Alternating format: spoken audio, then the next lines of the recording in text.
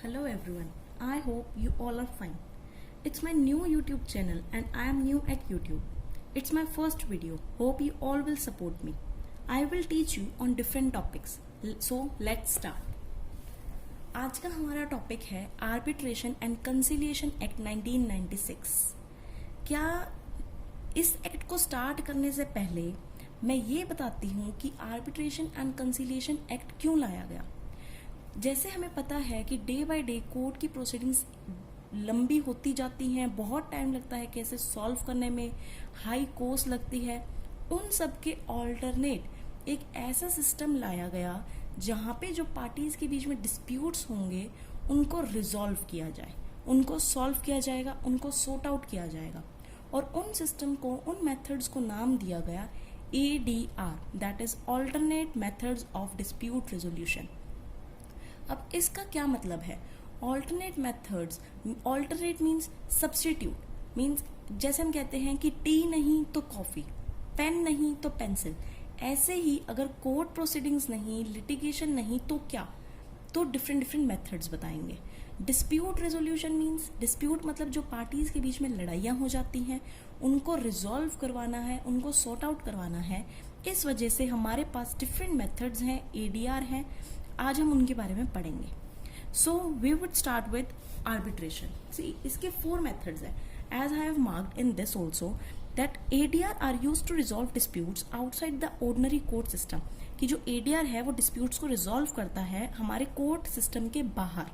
In other words ये method alternative है litigation से। लिटिगेशन मीन्स जो कोर्ट की प्रोसीडिंग्स होती हैं उनसे मेथड डिफरेंट है, ऑल्टरनेटिव है। अभी जैसे मैंने एक्सप्लेन किया, alternative method of dispute resolution कई तरह के हैं, बट बेसिकली 4 जो मेन इंपॉर्टेंट हम पढ़ते हैं वो है arbitration, conciliation, mediation and negotiation.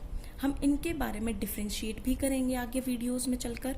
हम इनको पहले एक एक को समझते हैं ताकि हमको इनका मीनिंग क्लियर हो जाए। अब ADR method enjoy significant advantages. अब जो ADR मेथड है इसके कई सारे एडवांटेज है। क्योंकि हम कोर्ट से इसको प्रेफर क्यों करते हैं? कोर्ट से इसलिए प्रेफरेबल माना जाता है बिकॉज क्योंकि इसकी कॉस्ट कम आती है। क्योंकि जो हमारी कोर्ट की प्रोसीडिंग्स होती है उनमें जो एडवोकेट्स हैं उन्हीं की फीस इतनी ज़्यादा होती है कि जो नॉर्मल ऑर्डिनरी मैन है वो उनको अफोर्ड ही नहीं कर सकता अगर उन्हें अच्छा लॉयर चाहिए तो। ठीक है, तो इसकी लोअर कॉस्ट होती है, ग्रेटर फ्लेक्सिबिलिटी ऑफ प्रोसेस होता है। क्योंकि यहाँ पे बताऊंगी आगे कि कैसे कैसे प्रोसेस होते हैं तो आप लोगों को खुद पता चलेगा कि इसकी फ्लेक्सिबिलिटी बहुत ज़्यादा होती है। अगर अब इसके एडवांटेज हैं तो कुछ डिसएडवांटेज भी होंगे। डिसएडवांटेज बट इसके कम है as compare to court proceedings. Disadvantage कैसे? जैसे कि requirement of cooperative behaviour of both the parties, कि जो दोनों पार्टीज होती हैं, जो डिस्प्यूटेड पार्टीज होती हैं, इन मेथड में ज़रूरी है कि वो एक दूसरे से कोऑपरेट करें। क्योंकि अगर वो कोऑपरेट नहीं करेंगे then these methods will be failed. और क्या है इनकी डिसएडवांटेज? जैसे difficulty in enforcement of final outcome, कि फाइनल आउटकम आते आते मैंने बताया कि उनका कोऑपरेटिव बिहेवियर चाहिए। जब तक वो कोऑपरेट नहीं करेंगे हम किसी आउटकम पे कैसे पहुंचेंगे? But as compare to court proceedings these are easier and flexible. अब हम एक एक टॉपिक को डिटेल में पढ़ते हैं। First we will start with arbitration. Arbitration का बताया गया है कि one of the most popular method है ये ऑल्टरनेटिव डिस्प्यूट रेजोल्यूशन का, जो मैंने अभी पीछे बताया। हम इसको कह सकते हैं कि ये मेथड है डिस्प्यूट रेजोल्यूशन का, मींस जो डिस्प्यूट को रिजॉल्व करता है इन्वॉल्विंग वन और मोर न्यूट्रल थर्ड पर्सन, जिसमें एक या एक से ज्यादा थर्ड पर्सन होते हैं जो न्यूट्रल होते हैं, इम्पार्शियल होते हैं, selected by the disputing parties and whose decision is binding। Means जो डिस्प्यूटिंग पार्टीज हैं वही उनको सेलेक्ट करती हैं और जो इनका डिसीजन होएगा वो भी जो पार्टीज पे बाइंडिंग होगा। वो हम आगे पढ़ेंगे कि वो उनके डिसीजन को क्या कहते हैं। जैसे कोर्ट जो जब डिसीजन देता है हम उसको जजमेंट कहते हैं। इसी और जो ये आर्बिट्रेटर, जो बंदा पार्टीज अपॉइंट करती हैं वो बंदा आर्बिट्रेटर होता है। जो वो डिसीजन देता है उसको हम आर्बिट्रल अवार्ड कहते हैं। हम अभी आगे धीरे धीरे इन सबको समझेंगे। जैसे सेक्शन 2 में रेलेवेंट टर्म्स बताइए। अब आर्बिट्रेशन मैं आपको एक एग्जांपल से बताती हूँ। लेट्स सी 2 पार्टीज हैं, एक पार्टी A है, दूसरी पार्टी B है। ठीक है, इनके बीच में कोई डिस्प्यूट हो गया, they can refer to court. But हमें पता है कि कोर्ट की जैसे कॉस्ट हाई होती है, ठीक है, फ्लेक्सिबिलिटी इतनी नहीं होती है, टाइम लग जाता है, ये सब इसके जो हमने अभी कोर्ट के डिसएडवांटेजेस पढ़े थे। फ्लेक्सिबिलिटी इतनी ज़्यादा नहीं होती है। इन डिस्प्यूट को सॉल्व करने के लिए ये एक थर्ड बंदा पार्टीज अपॉइंट करती है, सी, जो आर्बिट्रेटर कहलाता है। आर्बिट्रेटर एक पर्सन भी हो सकता है, मोर देन वन भी हो सकते हैं। हम आगे इनको पढ़ेंगे कैसे, ठीक है। ये सिंपल एग्जांपल है कि अगर इनके बीच में डिस्प्यूट हो जाता है, then they will refer to person C, जो आर्बिट्रेटर होगा, जो इनके डिस्प्यूट्स को रिजॉल्व करवाएगा, इनके डिस्प्यूट्स को सॉर्ट आउट करेगा। ये बंदा, अब ये आर्बिट्रेटर है, इनके बीच में डिस्प्यूट सॉल्व करवा रहा है, तो ये बंदा ऑलवेज न्यूट्रल होना चाहिए। न्यूट्रल मतलब वो इम्पार्शियल होना चाहिए, ठीक है। वो ये ना करे कि हाँ ए के साइड से डिसीजन दे रहा है या बी के साइड से डिसीजन दे रहा है, नहीं, then he will not be considered as an neutral arbitrator. फिर इट मीन्स जो आर्बिट्रेटर होता है वो न्यूट्रल और इम्पार्शियल होना चाहिए। सेक्शन 2 में हमें वेरियस डेफिनेशंस दे रखी है, आर्बिट्रेशन की दे रखी है। आर्बिट्रल ट्रिब्यूनल, आर्बिट्रेशन का मीनिंग मैंने अभी बताया। आर्बिट्रल ट्रिब्यूनल जो भी बताया कि आर्बिट्रल ट्रिब्यूनल मतलब अगर एक आर्बिट्रेटर है तो हम आर्बिट्रेटर कह देते हैं, but when there are number of arbitrators that is called as arbitral tribunal, means a sole arbitrator और अ पैनल ऑफ आर्बिट्रेटर्स। हम आगे पढ़ेंगे कि आर्बिट्रेटर भी कितने होने चाहिए, ये ओड नंबर होना चाहिए या इवन नंबर होना चाहिए। ये हमेशा जो आर्बिट्रल ट्रिब्यूनल होता है इसका ओड नंबर होता है। अब ओड नंबर क्यों? अगर ए और बी के बीच में कोई डिस्प्यूट हुआ और आर्बिट्रल ट्रिब्यूनल में 10 मेंबर्स हैं, 10 आर्बिट्रेटर्स हैं, 5 उसके ए के फेवर में है, 5 बी के फेवर में है, तो ये तो टाई अप सिचुएशन हो जाएगी। इस वजह से जो आर्बिट्रल ट्रिब्यूनल में मेंबर्स होते हैं वो हमेशा ओड नंबर में होते हैं, ताकि डिसीजन जो भी होगा उनका टाई अप ना हो, ठीक है। Arbitral award includes N interim award. It means arbitral award, जो जजमेंट, जो फाइनल डिसीजन कौन देगा, आर्बिट्रेटर देगा या आर्बिट्रल ट्रिब्यूनल देगा, उसको आर्बिट्रल अवार्ड कहते हैं। फिर आता है इंटरनेशनल कमर्शियल आर्बिट्रेशन। इसके बारे में बताते हैं। जैसे कि हमने आर्बिट्रेशन पढ़ लिया है, आर्बिट्रेशन का मीनिंग पढ़ लिया है, डेफिनेशन और ये एग्जांपल पढ़ लिया है कि इनके बीच में अगर डिस्प्यूट हुआ तो कल को सी पास जाएंगे। अब जो आर्बिट्रेशन होते हैं, क्या ये arbitration only with in country होएगा, विद इन स्टेट होएगा? ऐसा कुछ नहीं है। आर्बिट्रेशन 2 टाइप्स के होते हैं। एक तो होता है domestic arbitration,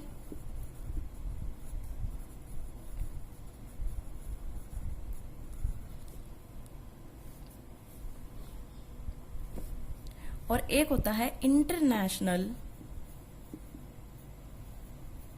commercial arbitration. International commercial arbitration नाम से पता चल रहा है, जो विद इन दी कंट्री है डोमेस्टिक आर्बिट्रेशन, वहां पे ये डोमेस्टिक आर्बिट्रेशन बोला जाता है। क्योंकि अगर ये हमारी कंट्री है, कंट्री के अंदर ही ए ने और बी ने कोई एग्रीमेंट कर लिया, अगर उनके बीच में कल को डिस्प्यूट हो जाता है तो वो with in the country he arbitrator को चूज कर लेंगे। बट इंटरनेशनल कमर्शियल आर्बिट्रेशन क्या होता है? अब ऐसे तो नहीं है कि हाँ कि हम सिर्फ with in the country he trade करते हैं, कॉमर्स करते हैं, नहीं। एक कंट्री दूसरी कंट्री के साथ भी जब ट्रेड करती है तो पॉसिबिलिटी है कि कल को जब उनके बीच में डिस्प्यूट अराइज होगा, देन उनकी मर्जी है, वो कोर्ट को रेफर करेंगे कि वो आर्बिट्रेशन के लिए जाएंगे। अगर वो आर्बिट्रेशन के लिए जा रहे हैं, जो बाहर की 2 कंट्रीज में हो रहे हैं, उसको हम इंटरनेशनल कमर्शियल आर्बिट्रेशन कहते हैं। अब यहाँ पे क्वेश्चन आएगा कि मैम अब जो आर्बिट्रेटर है क्या वो यहाँ से इस कंट्री से होएगा या वो इस कंट्री से होएगा? हम आगे पढ़ेंगे इस बारे में कि जो भी आर्बिट्रेटर चूज होता है वो पार्टीज, ए पार्टी और बी पार्टी, इनकी मर्जी से ही चूज होता है, इनकी कंसेंट से ही चूज होता है। अभी मैंने बताया था कि जो आर्बिट्रेटर होते हैं वो ओड नंबर में होने चाहिए and it can be more than 1। अब मोर देन 1 है तो ये अपना आर्बिट्रेटर चूज कर सकता है, ये अपना आर्बिट्रेटर चूज कर सकता है। वरना लगाकर चलो, अगर ये इंडिया है और ये अमेरिका है, ठीक है, कल को अगर ये कॉमर्स कर रहे हैं, कोई ट्रेड कर रहे हैं, तो ये नहीं कह सकता, अगर इनके बीच में डिस्प्यूट हो गया, ये आर्बिट्रेटर पास जा रहे हैं अगर, ठीक है, ये आर्बिट्रेटर पास जा रहे हैं, कल को ये नहीं कह सकते इंडिया वाले कि वो तो अमेरिका का आर्बिट्रेटर था, वो तो मेरे साथ बायस हुआ है, या अमेरिका वाला यूं नहीं कह सकता कि वो तो इंडिया का आर्बिट्रेटर था, ये तो इम्पार्शियल डिसीजन है उसका। इस वजह से ये एक्ट पार्टीज को अथॉरिटी देता है, पार्टीज को पूरे राइट देता है कि वो अपनी मर्जी से आर्बिट्रेटर को चूज करेंगे। ठीक है, तो ये थे आर्बिट्रेशन के ही two types, domestic arbitration and international commercial arbitration. अगर कोई भी डाउट है किसी को भी, then they can write in the comment section, I will surely answer them. अब हम आगे चलते हैं प्रोसेस ऑफ आर्बिट्रेशन पे, यही बता रखा है इंटरनेशनल कमर्शियल आर्बिट्रेशन में। अब आता है प्रोसेस ऑफ आर्बिट्रेशन। जैसे कि बताया, पार्टी 1 है, पार्टी 2 है, 2 पार्टीज हैं, ओके। इन्होंने अपनी मर्जी से, जैसे पार्टी 1 पार्टी 2 है, इन्होंने अपनी मर्जी से ट्रिब्यूनल सेट करी जो न्यूट्रल थर्ड पार्टी होती है। इसने जो जजमेंट दी, एजुकेशन की उसने, जो उसका डिसीजन आया वो आर्बिट्रल अवार्ड होता है, और ये डिसीजन जो होता है वो बाइंडिंग होता है दोनों ही पार्टीज पे। ये पूरा प्रोसेस है आर्बिट्रेशन का, ठीक है। अब हम पढ़ते हैं कि आर्बिट्रेशन के बेसिक फीचर्स क्या हैं। पहला है, जैसे कि इसमें लिखा हुआ है, आर्बिट्रेशन एग्रीमेंट। कोई भी आर्बिट्रेशन करने से पहले उसका एग्रीमेंट होना नेसेसरी है। No arbitration can happen without the consent of the parties. कोई भी आर्बिट्रेशन पॉसिबल नहीं है जब तक पार्टीज की कंसेंट नहीं होती। This agreement clearly specifies. अब ये एग्रीमेंट है जो, वो क्या स्पेसिफाई करता है? स्पेसिफाई करता है desire of the parties to arbitrate their dispute. ये पार्टीज की डिजायर, उनकी इच्छा दिखाता है कि वो डिस्प्यूट जब भी होएगा उनका फ्यूचर में, then they will go for arbitration rather than to the court. बताया है clearly note that in the event of a dispute between them they would not go to the court. Court के बजाय वो arbitration के लिए जाना चाहेंगे। Instead they will proceed to arbitrate their dispute, okay. As per section 7, arbitration agreement has been defined in section 2. Section 2 आगे अभी आएगा, section 2 1B I think. Yes, section 2 subsection 1 clause B में आता है आर्बिट्रेशन एग्रीमेंट, जो itself define करता है कि सेक्शन 7 में आर्बिट्रेशन एग्रीमेंट की डेफिनेशन दी गई है। क्या means an agreement by the parties to submit to arbitration, कि जो उनके बीच में एग्रीमेंट होएगा कि हम जो भी डिस्प्यूट होएगा हम आर्बिट्रेशन को देंगे। ऑल और सर्टेन डिस्प्यूट्स, हम सारे डिस्प्यूट्स भी दे सकते हैं।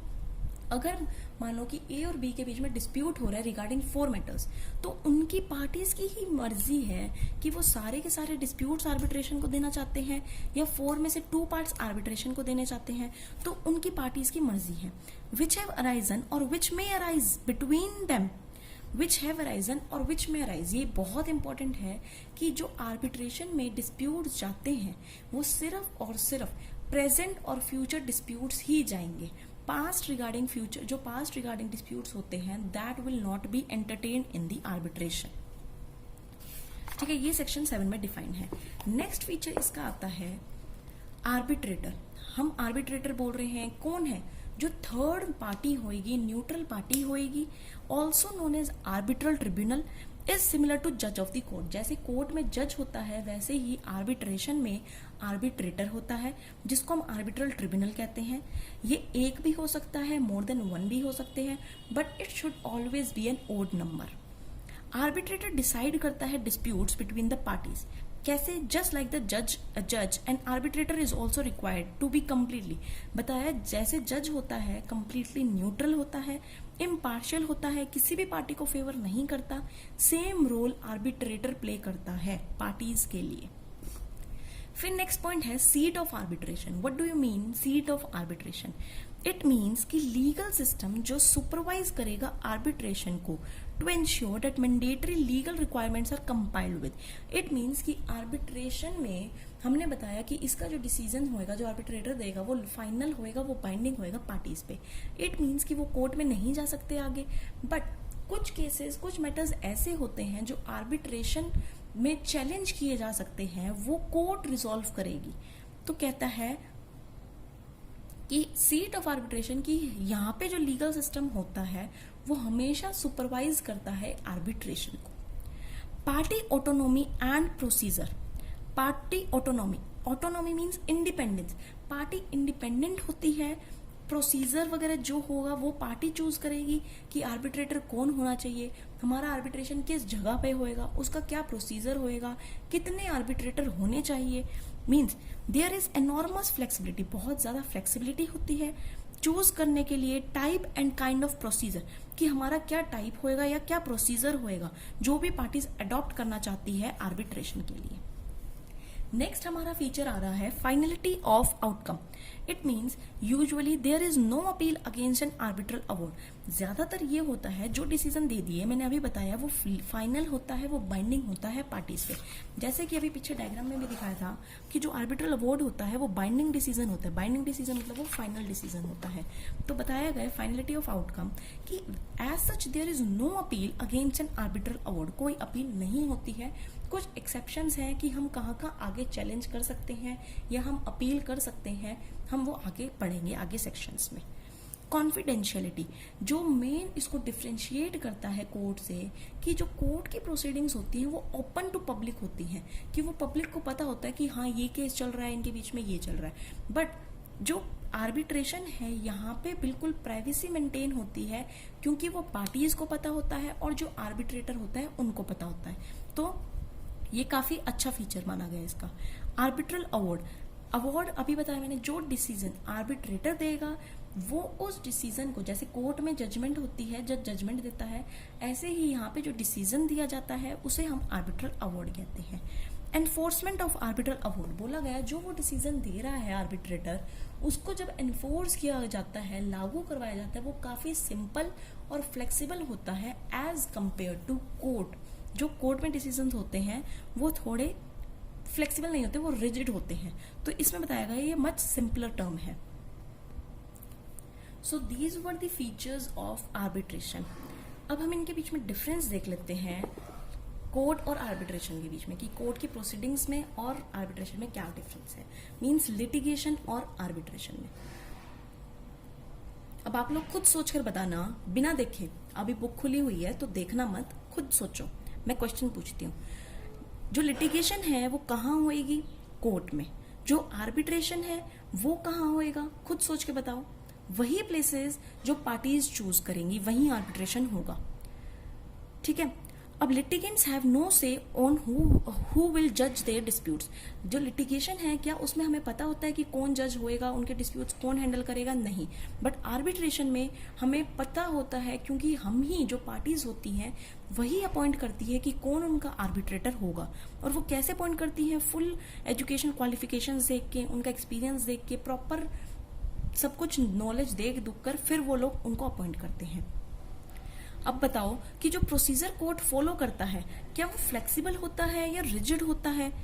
रिजिड होता है, क्योंकि वो according to the rules of court होता है।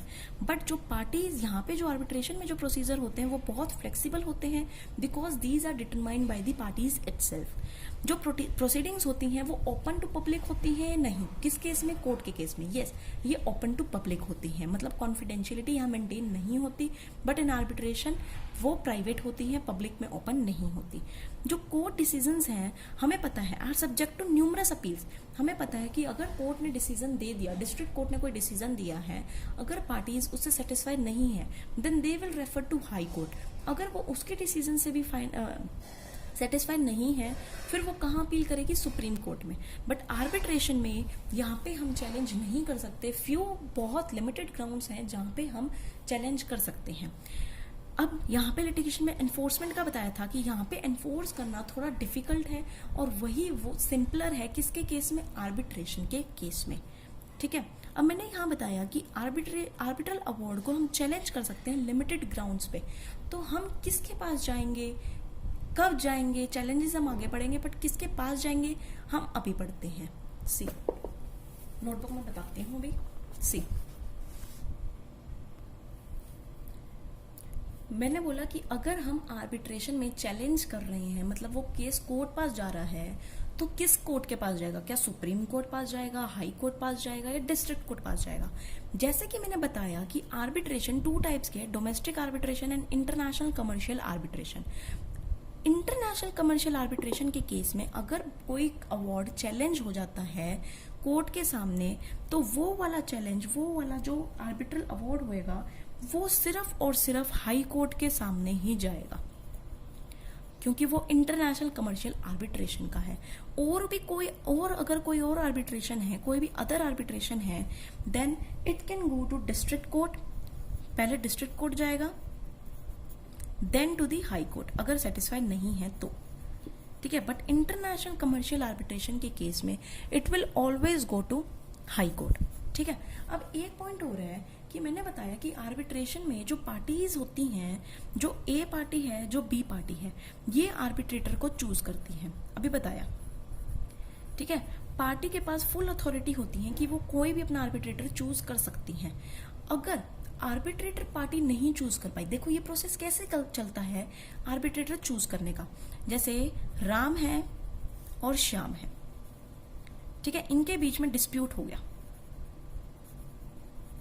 इनके बीच में डिस्प्यूट हो गया। अब राम ने 3 नाम सजेस्ट करे, मैं देखो दोबारा बताती हूँ।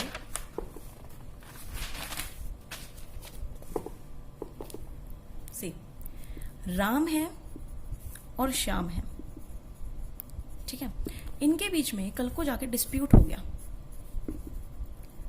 अब ये आर्बिट्रेशन के लिए जाएंगे, अपना आर्बिट्रेशन के लिए जाएंगे तो ये आर्बिट्रेटर चूज करने के राइट भी इन्हीं के पास है। लेट सपोज राम ने 3 नाम दिए कि ए, बी या सी में से किसी को भी आर्बिट्रेटर बना लो। श्याम इन नाम को रिजेक्ट कर देता है। अब इसने इसको रिजेक्ट कर दिया, फिर राम कहेगा अगर तूने मेरे नाम को रिजेक्ट कर दिया तो तू मेरे को लिस्ट दे दे। तो श्याम अपनी लिस्ट देगा डी, ई और एफ बंदों की। ठीक है, अब राम के पास राइट है कि वो इन तीनों नाम में से एक को अपना आर्बिट्रेटर चूज करे। बट अगर इसने ई चूज कर लिया तो ई जो है वो आर्बिट्रेटर की तरह अपॉइंट होएगा राम का और श्याम का आर्बिट्रेटर। कौन होएगा? ई होएगा। ठीक है, बट अब आपके मन में क्वेश्चन आ रहा होगा अगर राम ने भी इसमें से सिलेक्ट नहीं किया तो ये प्रोसेस चलता रहेगा। जैसे इसने इसने इनमें से कोई भी सिलेक्ट नहीं किया तो श्याम कहेगा फर्दर तू और दे दे, तो ये और नाम सजेस्ट करेगा इनके अलावा। अगर इसने फिर नहीं किया फिर ये नाम सजेस्ट करेगा। ऐसे करते करते जब तक ये कॉमन पॉइंट पे नहीं आ जाते, तब तक ये प्रोसेस चलता रहेगा। और बाय चांस अगर ये फिर भी कोई भी कॉमन पॉइंट पे नहीं आ पा रहे, अगर ये कॉमन पॉइंट पे आ ही नहीं रहे, देन व्हाट विल हैपन, तब क्या होएगा? Then they will refer to the court. फिर ये कोर्ट का दरवाजा खटकाएंगे कि जज साहब हमारी हेल्प करो, हम नहीं आर्बिट्रेटर को चूज कर पा रहे। अब उस केस में हाई कोर्ट हेल्प करेगा कि सुप्रीम कोर्ट हेल्प करेगा? सुप्रीम कोर्ट के पास अथॉरिटी है, वो आर्बिट्रेटर अपॉइंट करेगा। किस केस में? सुप्रीम कोर्ट के पास अथॉरिटी है to appoint arbitrator in case of only and only international commercial arbitration। किस केस में चूज करेगा? सिर्फ और सिर्फ इंटरनेशनल कमर्शियल आर्बिट्रेशन के केस में। जबकि हाई कोर्ट पास सुप्रीम, एससी मतलब सुप्रीम कोर्ट एंड एचसी मतलब हाई कोर्ट, और हाई कोर्ट पास अथॉरिटी है कि वो अपॉइंट करेगा आर्बिट्रेटर को। किस केस में आप बताओ? For appointing N arbitrator in case of only domestic arbitration. Domestic arbitration के केस में हाई कोर्ट के पास अथॉरिटी होती है कि वो अपॉइंट करेगा। ठीक है, दिख रहा है प्रॉपर? ठीक है, तो हमने अभी इसमें क्या पढ़ा कि डिस्प्यूट अराइज हो गया। अगर इनमें से कोई भी चूज नहीं कर पा रहा, क्योंकि हमें पता है कि आर्बिट्रेटर अपॉइंट करने का राइट पार्टीज के पास होता है, ये बहुत फ्लेक्सिबल है। अगर वो फिर भी नहीं अपॉइंट कर पा रहे, ये प्रोसीजर चलता रहेगा, कॉमन पॉइंट पे नहीं आ रहे, तो वो कोर्ट का दरवाजा खड़काएंगे। ठीक है, तो सुप्रीम कोर्ट के पास अथॉरिटी है इस केस में आर्बिट्रेटर को अपॉइंट करने में, और हाई कोर्ट के पास अथॉरिटी है to appoint the arbitrator in domestic arbitration के केस में। चलो हम गो थ्रू करते हैं। हम ऐसे ही क्या करेंगे, जो भी हम पढ़ रहे हैं लास्ट में उसको रिवाइज कर लिया करेंगे ताकि वो हमारे माइंड में सेट हो जाए। ठीक है, अभी आज हमने क्या क्या किया? हमने आर्बिट्रेशन एंड कंसिलिएशन एक्ट 1996 के बारे में देखा कि ADR, alternate method of dispute resolution, जो होता है वो 4 तरह के होते हैं। ये डिस्प्यूट को रिजॉल्व करने के लिए मेथड आए हैं ऑल्टरनेट किसके ऑल्टरनेट में? कोर्ट के ऑल्टरनेट में। कौन कौन से मेन मेथड्स हैं? Arbitration, conciliation, mediation, negotiation. कौन कौन से हैं? Arbitration, conciliation, mediation, negotiation. Court से फायदेमंद क्या है कि इसकी कॉस्ट लोअर है, फ्लेक्सिबिलिटी प्रोसेस ज्यादा है। डिसएडवांटेज भी है, but as compare to litigation process, court proceedings, ये बहुत सुटेबल है। ठीक है। हमने आर्बिट्रेशन का मतलब पढ़ा कि मोस्ट कॉमन पॉपुलर मेथड है ये। हमने बोला रिजॉल्व करवाता है डिस्प्यूट। कौन, एक या एक से ज़्यादा पर्सन हो सकते हैं। जो पर्सन थर्ड पर्सन होता है वो न्यूट्रल होता है, इम्पार्शियल होता है, और पार्टीज के पास अपना राइट है, वो अपना वो पर्सन चूज कर सकते हैं, अपॉइंट कर सकते हैं। और वो पर्सन कौन होता है, क्या कहलाता है, आर्बिट्रेटर कहलाता है। ठीक है, आर्बिट्रेटर कहलाता है। और जो वो डिसीजन देता है वो क्या होता है, आर्बिट्रल अवार्ड होता है। क्या वो डिसीजन पार्टीज पे बाइंडिंग होता है? यस, वो पार्टीज पे बाइंडिंग होता है। क्या हम आर्बिट्रल अवार्ड को कोर्ट में चैलेंज कर सकते हैं? हम एज सच वो डिसीजन चैलेंज नहीं कर सकते, बट फ्यू एक्सेप्शंस हैं जो हम आगे जाके पढ़ेंगे। हमने इसमें पढ़ा था कि आर्बिट्रल ट्रिब्यूनल अपॉइंट होती है, न्यूट्रल थर्ड पार्टी होती है, जो वो जजमेंट देता है वो बाइंडिंग होता है पार्टी 1 पे और पार्टी 2 पे। हमने फिर इसके बाद कुछ एग्जांपल देखा था कि यही कि इनके बीच में अगर डिस्प्यूट हो गया तो कोर्ट में भी जा सकते हैं, बट अगर कोर्ट में प्रोसीडिंग्स कॉस्ट हाई होती है, फ्लेक्सिबिलिटी कम होती है, इस वजह से वो सोचते हैं कि हम आर्बिट्रेशन के लिए हम आर्बिट्रेटर को अपॉइंट करें। तो ये बंदे सी को अपॉइंट करते हैं जो न्यूट्रल होता है और इम्पार्शियल होता है।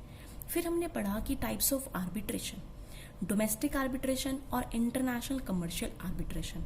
डोमेस्टिक आर्बिट्रेशन मैंने बताया कि जब विद इन द कंट्री ही डिस्प्यूट हो जाता है पार्टीज के बीच में, तो वो अप्रोच कर सकते हैं आर्बिट्रेटर को विद इन द कंट्री ही। ठीक है, और फिर बताया इंटरनेशनल कमर्शियल में जब एक कंट्री ये है, एक कंट्री ये है, इनके बीच में अगर डिस्प्यूट हो जाता है, then they will go for arbitrator. In that case it is called as international commercial arbitrator. ठीक है, फिर यहाँ पर हमने बताया कि ए और ये तो एग्जांपल दूसरा था। हमने बताया कि इसके फीचर्स के बारे में, फीचर्स बताया आर्बिट्रेशन एग्रीमेंट, कि कोई भी arbitration agreement without the consent of the parties नहीं हो सकती है। एग्रीमेंट क्लियरली स्पेसिफाई करता है कि डिस्प्यूट को आर्बिट्रेट करवाना है, ये पार्टीज की डिजायर है, वो एग्रीमेंट में लिखा होता है। ठीक है, वो कोर्ट नहीं जाना चाहते, इस वजह से वो आर्बिट्रेशन एग्रीमेंट करते हैं। सेक्शन 7 ने बताया, मैंने भी बताया था कि आर्बिट्रेशन एग्रीमेंट जो होता है, क्या वो पास्ट डिस्प्यूट्स के लिए होता है, प्रेजेंट के लिए या फ्यूचर के लिए? प्रेजेंट और फ्यूचर डिस्प्यूट्स के लिए ही हम आर्बिट्रेशन अग्रीमेंट करते हैं। ठीक है, हाँ, यहाँ एक चीज बताई, in respect of a defined legal relationship. Defined legal relationship का मतलब क्या है? लीगल रिलेशनशिप मतलब कि यहाँ पे सोशल रिलेशनशिप नहीं चलेगा। जैसे ए और बी के बीच में हुआ कि अगर मैं पास हो गया तो मैं तेरे को गिफ्ट दूंगा, बट वो गिफ्ट देता नहीं, क्या ये डिस्प्यूट आर्बिट्रेशन के लिए जा सकता है? नहीं, ये सोशल रिलेशनशिप हो गया। तो आर्बिट्रेशन के लिए वही रिलेशनशिप जाएंगे जो लीगल रिलेशनशिप होते हैं, कॉमर्शियल रिलेशनशिप होते हैं। ठीक है, फिर हमने पढ़ा आर्बिट्रेटर के बारे में कि अब आर्बिट्रेटर एक भी हो सकता है, 1 से ज्यादा भी हो सकते हैं। और आर्बिट्रेटर इवन होना चाहिए कि ओड होना चाहिए? ये ओड नंबर होने चाहिए ताकि डिसीजन टाई अप ना हो, मेजॉरिटी का डिसीजन ही माना जाएगा। आर्बिट्रेटर को आर्बिट्रल ट्रिब्यूनल भी कहा जाता है। ये जैसे कोर्ट में जज काम करता है वैसे ही आर्बिट्रेटर काम करता है। ये न्यूट्रल होना चाहिए, इम्पार्शियल होना चाहिए towards the parties. Seat of arbitration मतलब लीगल सिस्टम होता है जो हमेशा सुपरवाइज करता है आर्बिट्रेशन को। इट मीन्स कि कुछ केसेस ऐसे होते हैं जहां पे हम कोर्ट का दरवाजा खटखटा सकते हैं। Party autonomy and procedure, it means कि पार्टी इंडिपेंडेंट होती है, वो अपना प्रोसीजर सेलेक्ट कर सकती है, किस टाइप का होएगा, क्या आर्बिट्रेशन होएगा, क्या आर्बिट्रेटर होगा, सब कुछ पार्टीज के ऊपर ही डिपेंड होता है। फाइनलिटी ऑफ आउटकम, यूजुअली कोई अपील नहीं होती, जो डिसीजन आ गया वो ही बाइंडिंग होता है।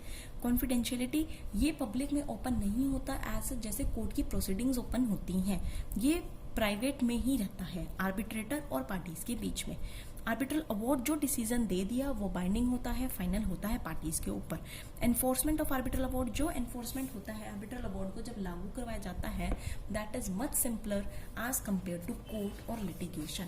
फिर हमने इनके बीच में डिफ्रेंशिएट किया था कि ये कोर्ट में टेक प्लेस होता है और ये वहाँ पे जहाँ पे आर्बिट्रेटर, जहाँ पे पार्टीज चूज करती हैं।